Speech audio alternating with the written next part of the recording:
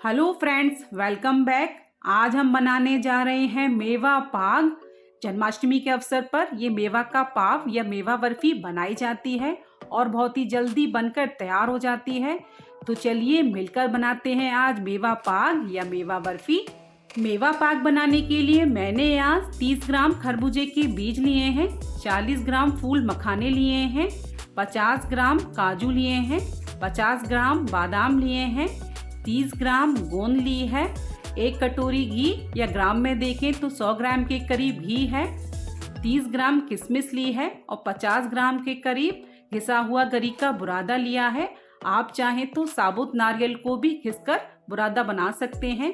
आप अपने पसंद की कोई भी ड्राई फ्रूट्स इस पाक में यूज़ कर सकते हैं। अभी कढ़ाई को गरम करके मैं उसमें आधा कटोरी घी डाल रही हूँ।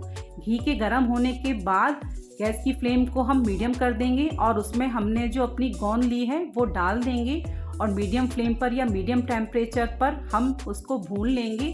अगर हम गैस की फ्लेम को तेज़ रखेंगे तो ये गोंद ऊपर से जल जाएगी और अंदर कच्ची रह जाएगी। तो हमें इसे मीडियम टू लो फ्लेम पर ही भूनना है। तो 4-5 मिनट में गोंद हमारी सिक गई है। गोंद को अब एक प्लेट में निकाल कर ठंडा कर लेंगे।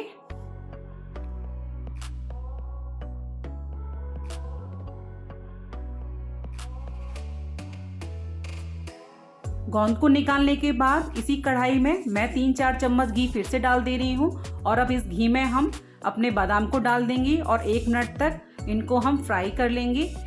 गैस की फ्लेम को हमें मीडियम ही रखना है क्योंकि बहुत जल्दी ये ड्राई फ्रूट जल जाते हैं। तो बादाम हमारे फ्राई हो गए हैं, अब इन्हें हम निकाल लेंगे।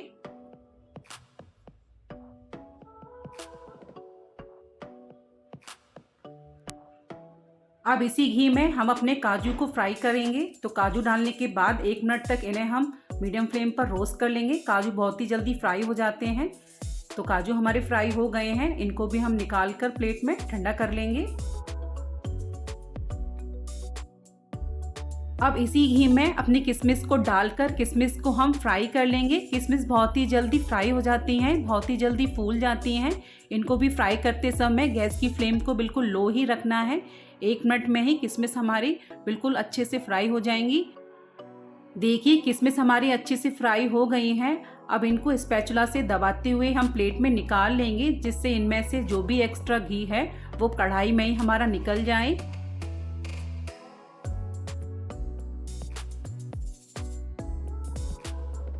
अब इसी घी में हम अपने सारे मखाने डाल देंगे और मीडियम फ्लेम पर इन मखानों को फ्राई कर लेंगे। तो 2 से 3 मिनट में ये मखाने अच्छे से हमारे सिक जाएंगे, अच्छे से फ्राई हो जाएंगे।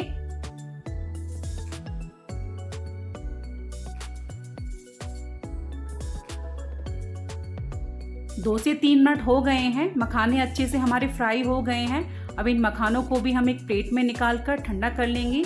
मखानों से पाक में बहुत अच्छा क्रंचीपन, बहुत अच्छा टेस्ट आता है। अब इसी तेल में हम अपने खरबूजे के बीज, जिनको मगज भी कहते हैं, उनको भी हम फ्राई कर लेंगे। इन बीज को फ्राई करते समय गैस की फ्लेम को बिल्कुल लो कर लेंगे क्योंकि ये खरबूजे के बीज जो है जब फ्राई होते हैं तो ये चटकते हैं, ये फैलते हैं, ये इधर उधर भी छिटकते हैं। तो फ्लेम को बिल्कुल लो कर लेंगे। 1 मिनट में ही ये हमारे बीज फ्राई हो जाते हैं। तो देखिए बीज हमारे फ्राई हो गए हैं।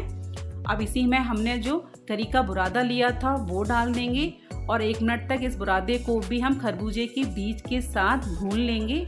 गरी के बुरादे को भूनने से उसका कच्चापन खत्म हो जाता है। अब खरबूजे के बीज और गरी के बुरादे को हम एक प्लेट में निकाल लेंगे और ठंडा कर लेंगे। इनको हमें अलग ही रखना है क्योंकि बाकी चीज़ों को हमें क्रश करना है, इनको हमें क्रश नहीं करना है। तो देखिए सारे ड्राई फ्रूट्स हमारे फ्राई होकर तैयार हो गए हैं। अब मैं एक क्रशर ले रही हूँ, उस क्रशर में इन बादाम को डालकर मोटा मोटा दरदरा में कूट लूँगी। आप चाहें तो मिक्सी के जार में भी इनको मोटा दरदरा पीस सकते हैं या आपके पास टाइम हो तो चाकू से भी इन्हें छोटा छोटा काट सकते हैं। तो देखिए बादाम को मैंने दरदरा कूट लिया है, इनको एक प्लेट में मैं निकाल ले रही हूँ। अब इसी ओखली में मैं सारे काजू को डालकर भी मोटा मोटा दरदरा कूट लूँगी।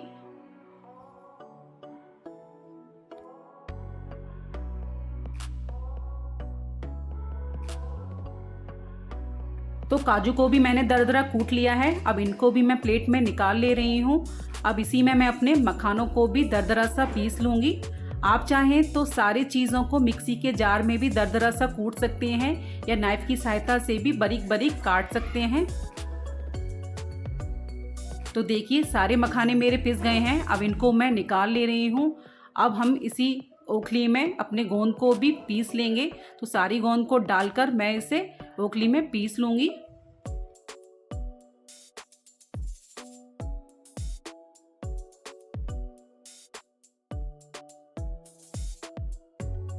गोंद को लड्डू में, बर्फ़ी में डालने से उनका स्वाद और भी ज़्यादा बढ़ जाता है। उनमें बहुत ही अच्छा एक क्रंचीपन आता है जब हम इनको खाते हैं। तो गोंद को ज़रूर डालिएगा बर्फ़ी बनाते समय। तो गोंद हमारी पिस गई है। अब इसको भी मैं एक प्लेट में निकाल लेती हूँ। बर्फ़ी बनाने के लिए मैंने आज यहाँ पर बर्फ़ी वाली ट्रे ली है। तो इसको मैं घी से ग्रीस कर दे रही हूँ। आपके पास घर में जो भी थाली हो वो ले लीजिए, उसको अच्छे से घी से ग्रीस कर दीजिए। अब पाक के लिए चाशनी बना लेते हैं। तो एक कढ़ाई रखकर मैं उसमें 2 कप चीनी डाल रही हूँ। वेट में देखें तो ये 400 ग्राम चीनी है। अब इसमें 1 कप में पानी डाल रही हूँ। तो जितने कप हम चीनी लेंगे तो उसका आधा हमें पानी डालना है। चाशनी हमें गाढ़ी बनानी है। 2 तार की चाशनी हमें तैयार करनी है पाक बनाने के लिए। तो 6-7 मिनट हो गए हैं मीडियम फ्लेम पर चाशनी को पकते हुए। तो चाशनी मेरी गाढ़ी हो गई है। देखिए इस तरीके से बहुत गाढ़ी चाशनी मेरी हो गई है। अगर फिंगर से हम इसे चेक करें तो बहुत ही ज़्यादा चिपचिपी है, बहुत ही उंगलियां इससे चिपक रही हैं और 2 तार की चाशनी हमारी बनकर तैयार है। अब हम इसमें अपने सारे कुटे हुए ड्राई फ्रूट्स को डाल देंगे। अगर आप चाशनी को 1 तार की बनाएंगे या पतली रखेंगे तो आपकी बर्फ़ी जो है बहुत ही ज़्यादा सॉफ्ट रहेगी, बहुत मुलायम रहेगी। तो पाग या बर्फ़ी बनाने के लिए हमें 2 तार की चाशनी तैयार करनी है, जिससे पाग या बर्फ़ी आपकी बहुत ही ज़्यादा अच्छी बनकर तैयार होगी। वो ना ज़्यादा सॉफ्ट होगी ना ज़्यादा हार्ड होगी। तो सारे ड्राई फ्रूट्स मैंने कढ़ाई में डाल दिए हैं। अब चाशनी के साथ इन ड्राई फ्रूट्स को हम 1-2 मिनट तक मिक्स कर लेंगे, पका लेंगे। अब मैं इसमें आधा चम्मच कुटी हुई इलायची डाल रही हूँ, जिससे इन बर्फ़ी में बहुत ही अच्छा टेस्ट आएगा। तो देखिए सारे ड्राई फ्रूट्स हमारे चाशनी के साथ मिक्स हो गए हैं। अब इस मिक्सर को हम ग्रीस की हुई ट्रे में फैला देंगे।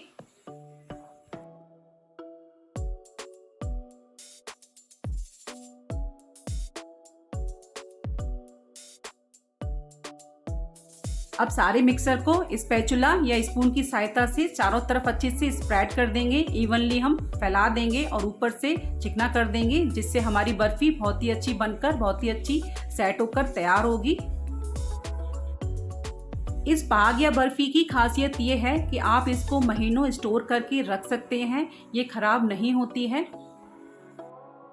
मिक्सर को मैंने अच्छे तरीके से सेट कर दिया है। अब मैं थोड़े से पिस्ता डाल रही हूँ गार्निश के लिए। ये पूरी तरह से ऑप्शनल है। पहले से इस बर्फ़ी में बहुत सारे ड्राई फ्रूट्स हैं।